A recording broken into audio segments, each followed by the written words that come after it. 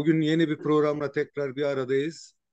Ee, Bildiğiniz gibi çağımız insanların bir araya gelerek birlikte yaşamı paylaşabileceği, yaratabileceği olgular üzerinde yoğun çalışmalar var. Çünkü insanlar birlikte yaşıyor ve birlikte yaşama kültürünün yaygınlaştırılması ve olgunlaştırılması gerekiyor. Bu amaçla dünyanın dört bir tarafında çeşitli çalışmalar yapılmakta. Bu çalışmalarda Kürtlerin de kendine özgü, kendi değerlerinin ortaklaştırılabilmesi için öbür halklarla çok sıkı çalışmalar içerisine giren değerli siyasetçilerimiz, bilim adamlarımız ve yazarlarımız var. Geçtiğimiz günlerde Papa 1. Francis'in Vatikan'da e, bir toplantısına katılarak Kürtlere ve Kürdistan'a dair bilgiler sunan değerli Sur eski belediye başkanı Abdullah Demirbaş'la bugün beraberiz. Bugün kendisine bu toplantının amacı, gerekçesi ve katılımları ile ilgili duruma dair bilgi alacağız kendisinden. Hocam merhaba, hoş geldiniz yayınımıza. Hoş bulduk. Bütün izleyicileri saygıyla selamlıyorum. Çok teşekkür ediyorum. Hocam bu toplantının içeriği ve getirisinin yani dünya insanlığına e, bakarken getirisinin önemli boyutları nedir? Biz Kürtler olarak açısından baktığımızda önemi nedir? Bu konuda bizi bilgilendirir misiniz? Öncelikle Papa yaklaşık 3 milyar Hristiyanın ruhani lideri, aynı zamanda Vatikan Devlet Başkanı ve Sayın Pap Francis'le biz bu dördüncü görüşmemizi gerçekleştirdik. Evet. 2014 yılında Diyarbakır'dan Kırklar Meclisi'nden bir heyetle Ermeni, Süryani, Keldani, Müslüman, Ezidi, Türkmen, Alevi bir Kürdistan bahçesinin farklı çiçekleri ve renkleri olarak ziyaret etmiştik. 2015 yılında Sayın Papa İstanbul'a geldiğinde Sayın Bartolomos'la yaptığı görüşmeye ben de katılmıştım, davet edilmiştim. Yine 2015 yılında Amerika'da yaşayan Kürt iş adamı Çobani Yoğurtları'nın sahibi Sayın Hamdi Uluka ile birlikte ziyarete gitmiştik. Yine 12 Nisan'da Vatikan'da Sayın Papa'yla bir görüşme gerçekleştirdik. Bu görüşme talebi bizden gitti. Özellikle bu çözüm sürecinin gelişmesi, Kürt sorunun barışçıl ve demokratik yollarla çözümü için kendisinden destek ve dua istemiyle talebimiz oldu. Kabul ettiler ve St. Peter Meydanı'nda yaklaşık 100 bin kişinin katıldığı bir törende kendisi 6 kişiyle görüştü. Onlardan biri de bendim.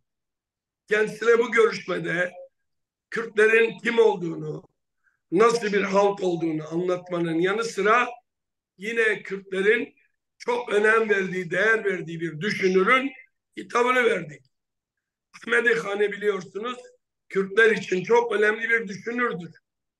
Onun getirdiği bir kitap olan Memuzin'i biz kendisine takdim ettik. Memuzin Mem ile Zin'in aşkını ifade ettiği gibi aslında bir Kürt birliğini ifade eden bir kitaptır. Ve Koavan zihniyetinin nasıl bir araya getirmede etkin rol aldığını anlatan ama aslında bizim bir yaramızı ifade ediyor. Kürt ve Kürdistani birliğin olmamasıydı. Bu nedenle biz Ahmedi Hane'nin söylediği gibi 2+2 1 eder mantığından yola çıkarak Kürt kültürünü, kimliğini ve dilini ifade eden bir kitabı kendisine armağan etti. Kendisi bu kitabın Kürtçe olup olmadığını sordu. Evet dedik. Tabii biz dedik ki Kürtlerin barışçıl ve demokratik yöntemlerle sorunların çözümü için dua etmesini, destek olmasını istedik. Dedik ki hay hay, seve seve dedi. Daha sonra kendisine İran Rojelat'ından bir halıyı armağan ettik. Bu halının özellikle İran'ın fundamentalist sistemine karşı mücadele eden Jinjiyan Azadi temeliyle ortaya çıkan kadın mücadelesini anlatmak içindi bu. Ve bunu anlattık ve kadının fundamentalist rejime karşı verdiği mücadelenin ne kadar anlamlı ve değerli olduğunu ifade ettik. Üçüncü bir verdiğim şey de bir mektuptu.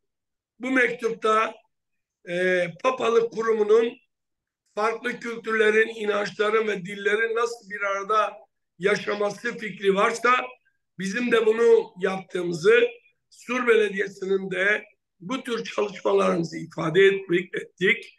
Kırklar Meclisi'ni anlattık. Yine aynı şekilde biz İsa'nın çarmıha gerilmesinin acısını en iyi anlayacak halk olduğumuzu ifade ettik. Çünkü Kürtler 4 parçaya bölünmüş bir halktır ve bunun için bu acıyı yaşamamak için mücadele ettiğini ve kazanımlar elde ettiğini ifade ettik. Bu nedenle bizim bunu anlayabileceğimizi koyduk. Bir diğer konu Şengal'de IŞİD mantığının Ezidi Kürt kadınlarına uyguladığı jenosidi, oradaki yaşanan jenosidi ifade eden bir metin yazdık.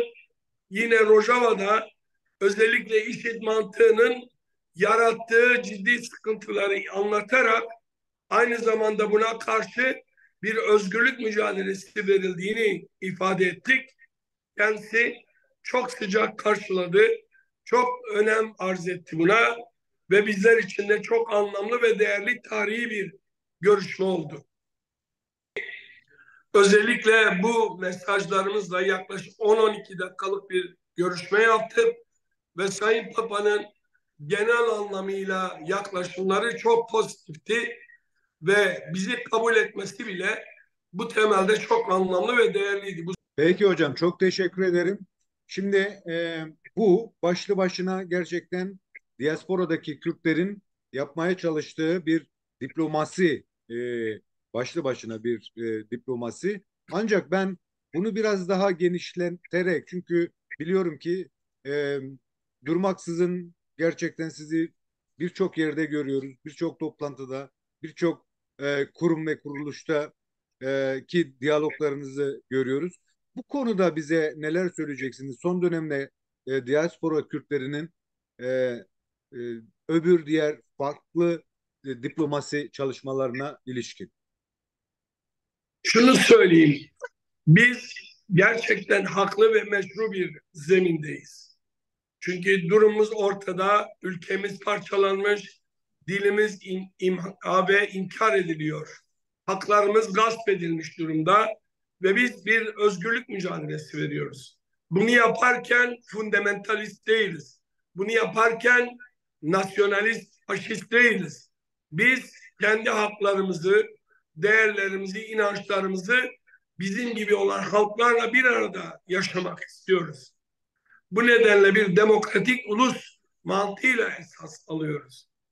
Bu temelde biz de bu düşüncelerimizi, bu haklılığımızı, meşruluğumuzu dünyanın birçok siyaset merkezinde anlatıyoruz, anlatmaya devam edeceğiz. İsrail'e, Amerika'ya, İngiltere'ye, Fransa'ya, Almanya'ya, Brüksel'e bunları anlatacağız, anlatmaya da devam ediyoruz. Bu temelde diplomasi yapmak herkesin hakkı olduğu gibi bizim de hakkımız. Biz de bu çabanın içindeyiz. Ama bunu yaparken halk diplomasisi de yapıyoruz. Yani halklara, inançlara veya bulunduğumuz yerdeki insanlara da bunu anlatıyoruz. Biz yapmak zorundayız. Çünkü bizim temel yaklaşımımız şudur. Biz gücümüzü halkımızdan alıyoruz ve haklılığımızdan alıyoruz. Biz bu gücü birliğe dönüştürerek, Kürt ve Kürdistan'ı birliğe dönüştürerek hak ettiğimiz statüye, hak ettiğimiz haklara kavuşmak için bir mücadele veriyoruz. İşte bu mücadelelerden, yöntemlerinden biri de diplomasidir. Ama ne yazık ki Türkiye Cumhuriyeti Devleti bizim bu diplomatik çalışmalarımızı suçluyor, karalıyor veya hedef gösteriyor. Yani şunu söyleyeyim, Türkiye Cumhuriyeti Devleti sorunu çözsün, biz de başka bir yere gitmek zorunda kalmayalım. İki, bu ülkedeki devletler Kürt'e inkar ve imhanın dışında bir şans tanımıyor. Biz de bunu kabul etmiyoruz.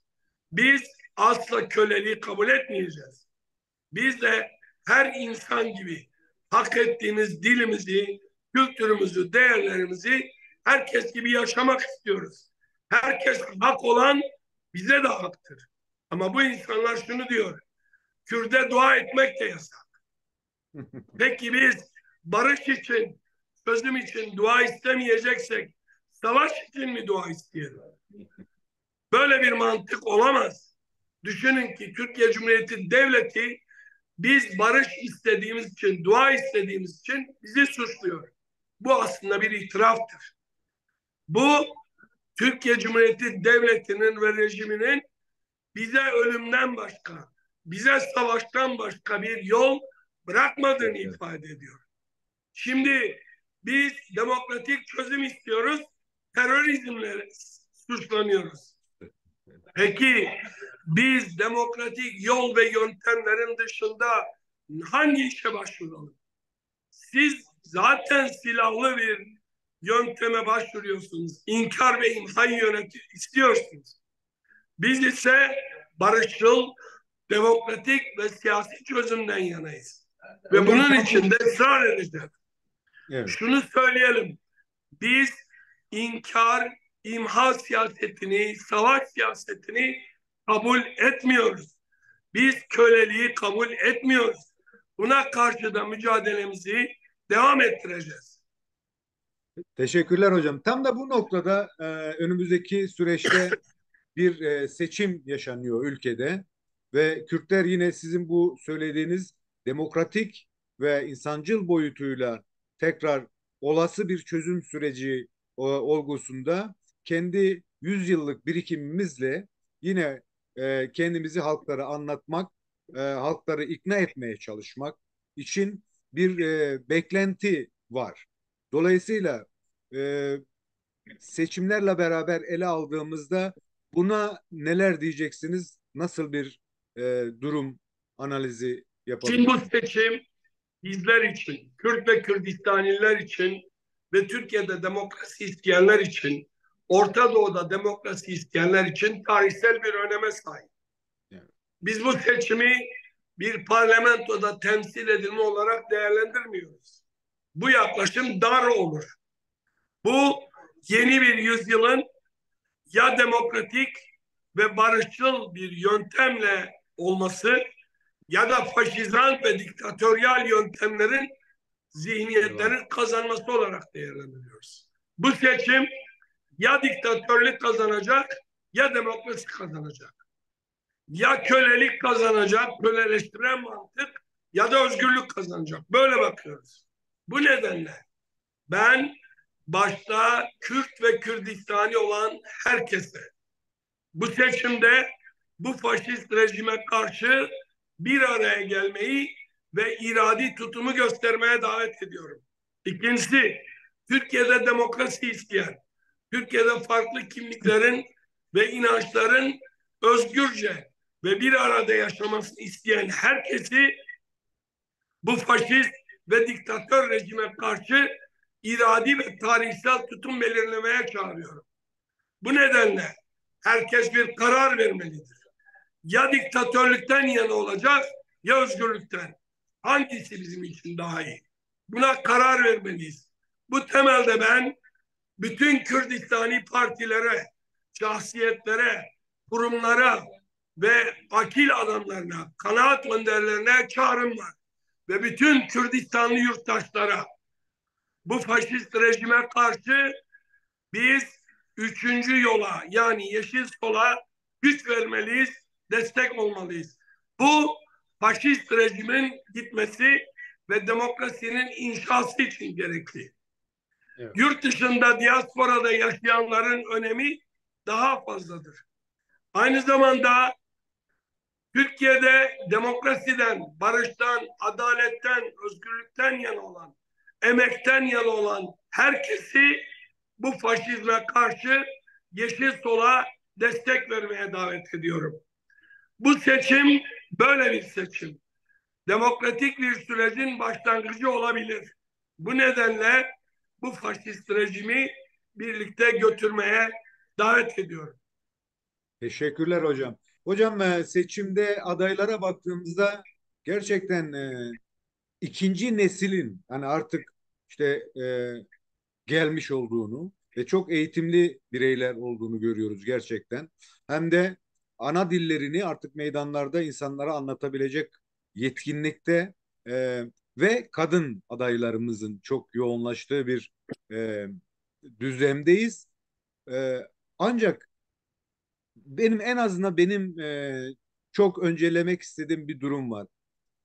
Türkleri nasıl ikna edeceğiz? Yani hep kendimizi anlattık, biz o değiliz demekle geçti. Olası bir çözüm sürecinde o halkı yani Adana'daki çiftçiyi, işte Konya'daki imamı bunu nasıl ikna edeceğiz? Çünkü sadece siyasi bir zebinde ele alındığında yani masa önü masa arkası süreci gibi yine 40 yıllık 50 yıllık bir oyalama gerçekliğiyle de karşı karşıya kalabiliriz.